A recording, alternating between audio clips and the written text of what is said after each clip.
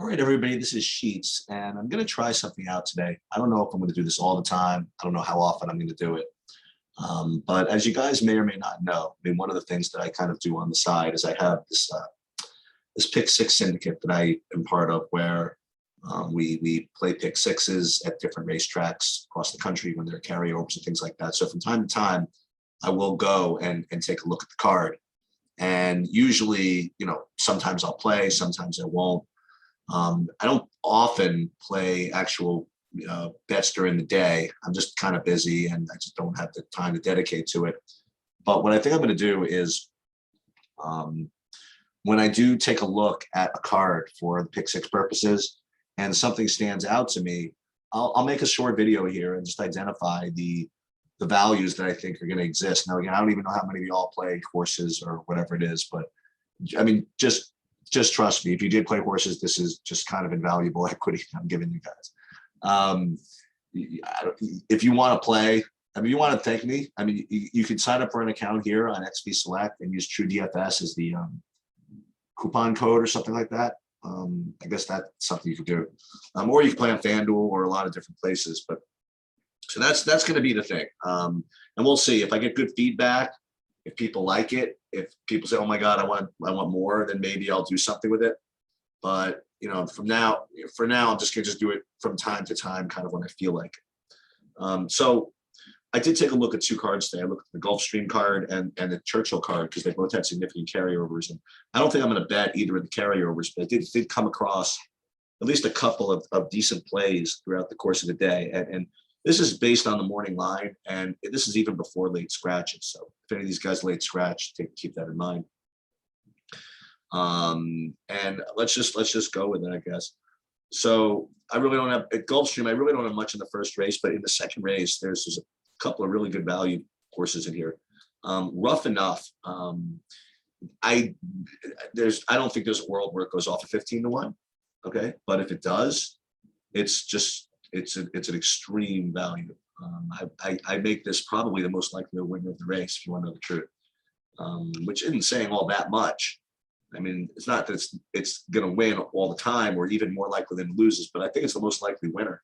I think it wins the race about 15% of the time, 20% of the time, and you're getting, 15-1. Is that real? So you are getting really, really good value on it. That's the best I can tell you. And the other horse that's decent here is the two actual long shots, which actually aren't bad, is the one Awesome Appeal and the four Longing to Fly.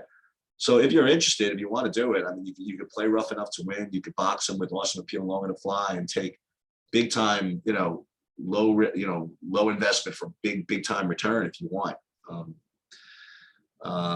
So yeah, that's that. Race 3, there wasn't much. Race 4, there's a pretty big time value horse here. So there are 3 horses that I think are contenders. One is the one Will Be the Shoe, and the other is 10 Glorious Business. But the third horse that I think is very, very live here is the 3 Mr. McQuay at 15-1. It's just it's got a weird line. It's very likely to just X and not run at all, but it's got a couple of variations where it just runs and wins. And I think that happens probably about 15% of the time, and you're getting 15-1 on that. I think it's a really, really strong play. I mean, if you want to box that with Glorious Business and Exactas or use Will Be the Shoe, I think that works. But I think Mr. McQuay is extreme value. Okay. Race number 5. It is an open race, so I'm not going to tell you this. This is anything a lock here. I mean, a lot of horses that can win, but I do think the Famous Gent at 10-1 is just as good as these others. I think that 3, 5, 6, 7, 8, 9 all can win, and I think Famous Gent is just as good. So I think you got a little value there, and the 8 Braccio di Fiero has got a shot too. So I think Famous Gent is probably the strongest value in this race. Probably worth doing.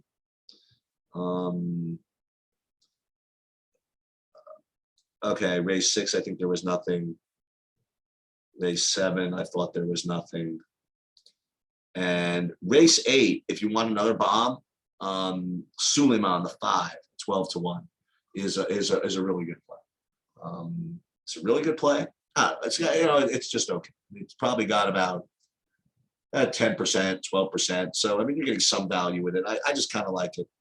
At 12 to 1, I would throw a few dollars on it. Just if you've got nothing else to do during the day. So again, those are the picks for Gulfstream. Churchill is an extremely difficult card for like a long time. So like race 1 is terrible, race 2 is terrible, race 3 is terrible, race 4 is terrible, race 5, 6. So there are a couple of horses later in the card that are just extremely long that are good values. And the first one is in race number 7. Race 7, the 2-horse, Poquito Man, is rates to be, about 15 to 1. It's going to win. I'm telling you, it's going to win about 15% of the time. You're getting extreme value on this thing. I mean, the favorite Bag Boss is going to win more likely than Poquito Man, but at the different prices. I mean, like Poquito Man, I think is extreme value here. And then in race 8, the 3, I think Suki is a pretty good value, as well as the 7 Foolery. So if you want to do something really just kooky, you could play like doubles with the 2 the previous race with the 3-7 here, and they're paying like billions. Okay, you threw like nothing on it, and you could it's just extreme risk, but you're not really putting up much, and you could gain a lot.